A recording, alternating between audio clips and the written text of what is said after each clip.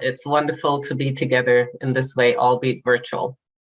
So my name is Paulette Senior. I'm the president and CEO of the Canadian Women's Foundation, and we're a foundation that raises funds, grants funds to organizations across the country working on various issues related to gender equality, gender equity.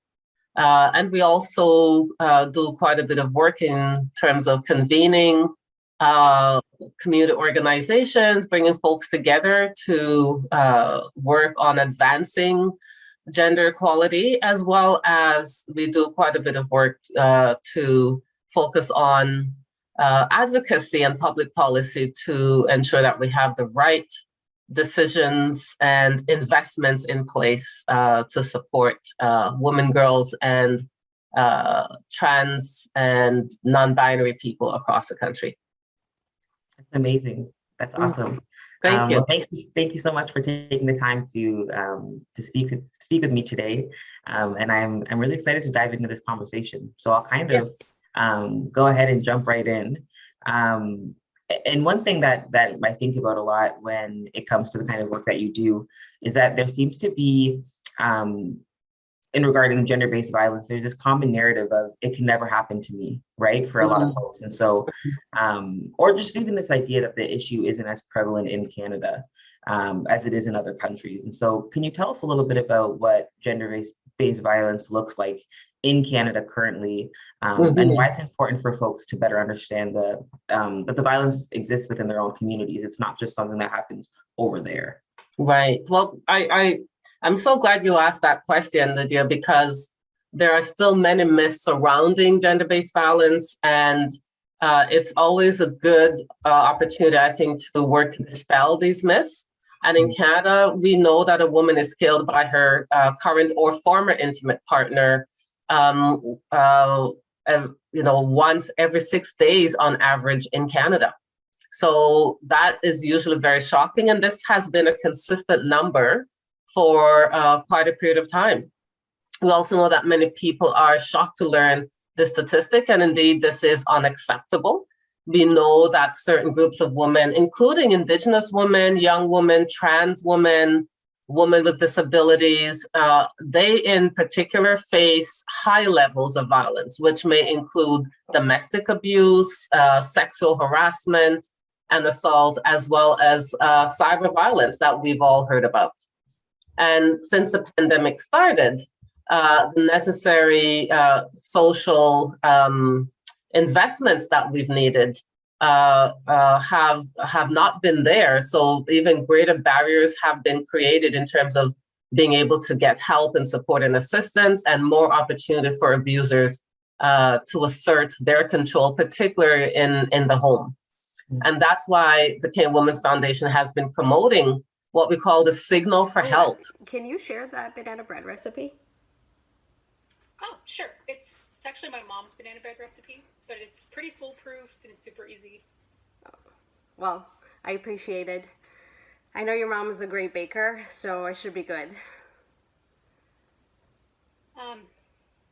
The trick is to grease the pan really well and use overripe bananas. That's my mom's tip. Okay, good to know. I can't wait to try it. So thanks again for the recipe.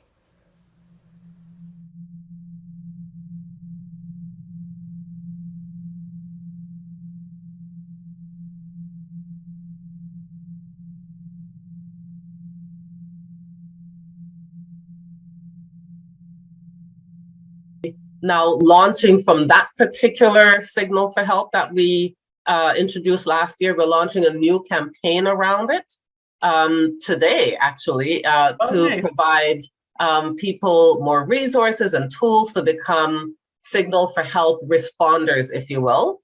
And so we invite everyone today. They can go on our website at canadianwoman.org/signal for help to learn more about it.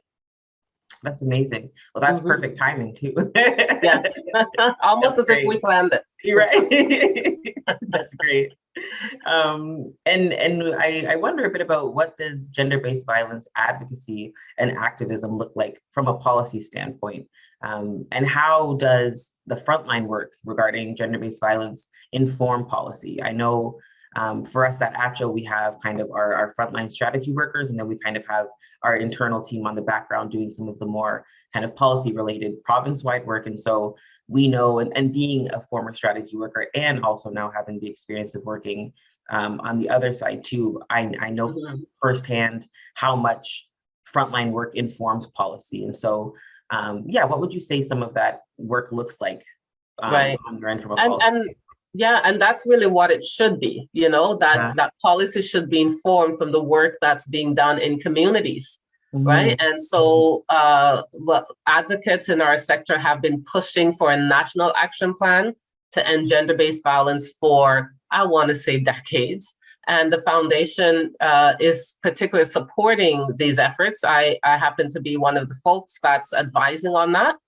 And this plan would be an inclusive, coordinated federal strategy to help set the standard for provinces and municipalities across the country, and which would then bring about systemic change that increases safety for all women, girls, trans, non-binary, and two-spirit people in Canada. So this, once it's completed, will be monumental in terms of a shift change in Canada.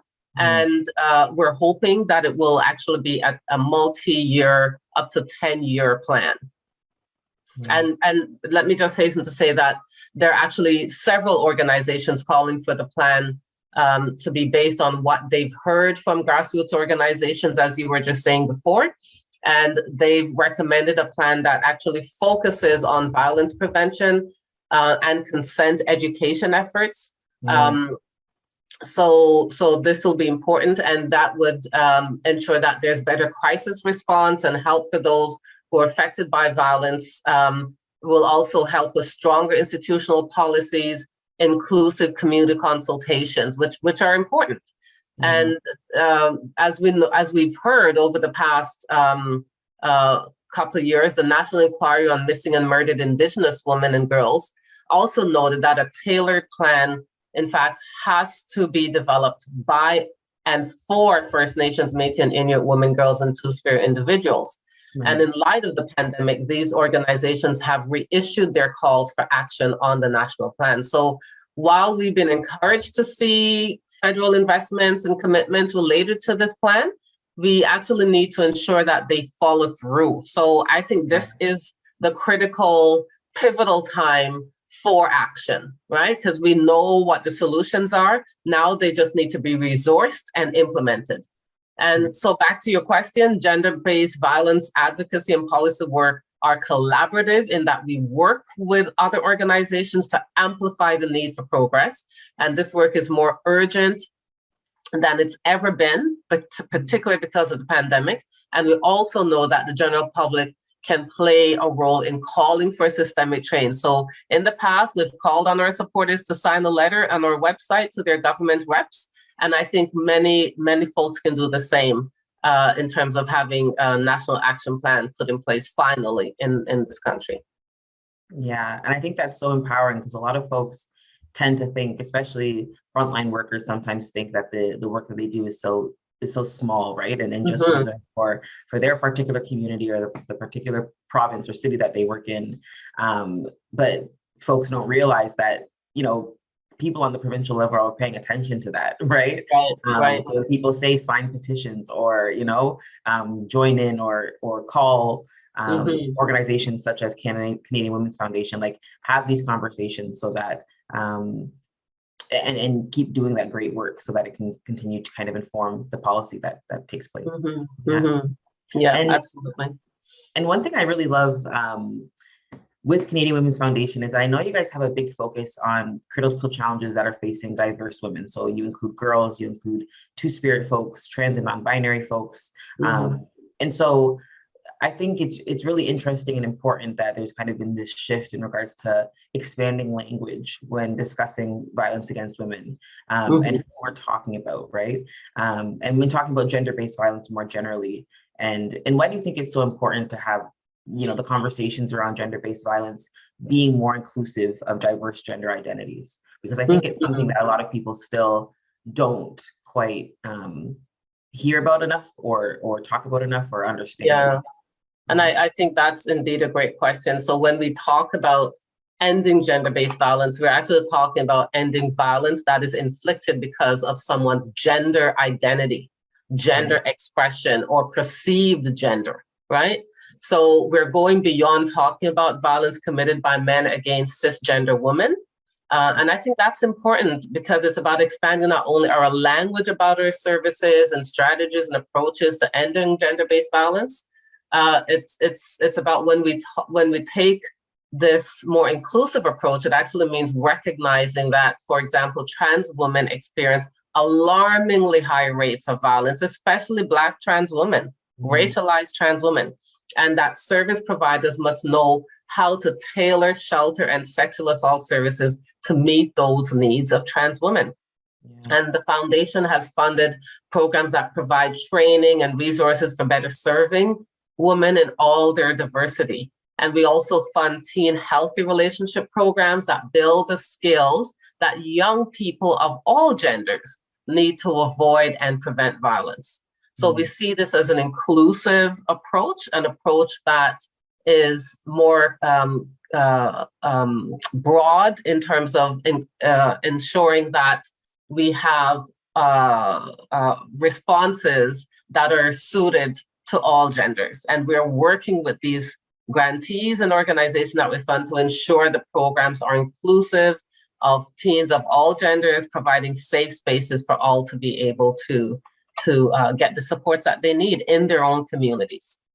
Yeah, and it's so important.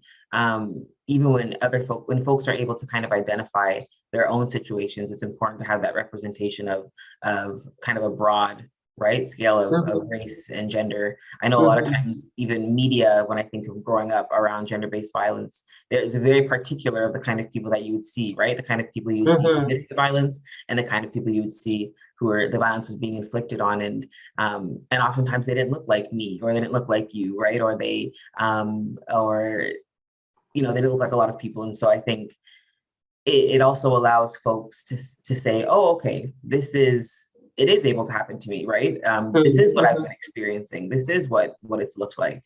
Right. Even if it doesn't look like that for, a cisgender white woman, maybe that's, or in this particular community of middle class or whatever, this is what it looks like for me.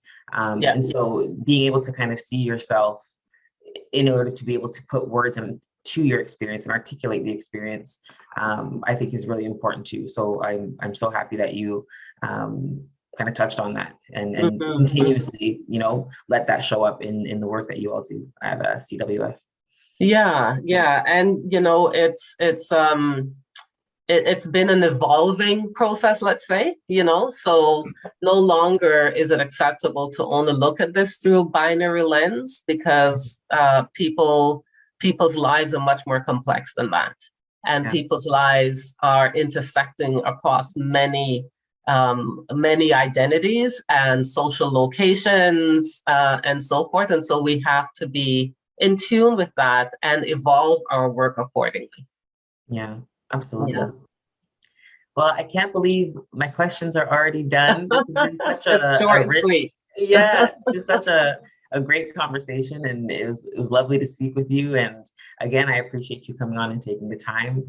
I think this conversation is really important and timely, and is something that a lot of folks can benefit from hearing. So thank you again, Paulette, and I hope Thank you for having me. Thank you. I appreciate the opportunity to speak with your folks as well.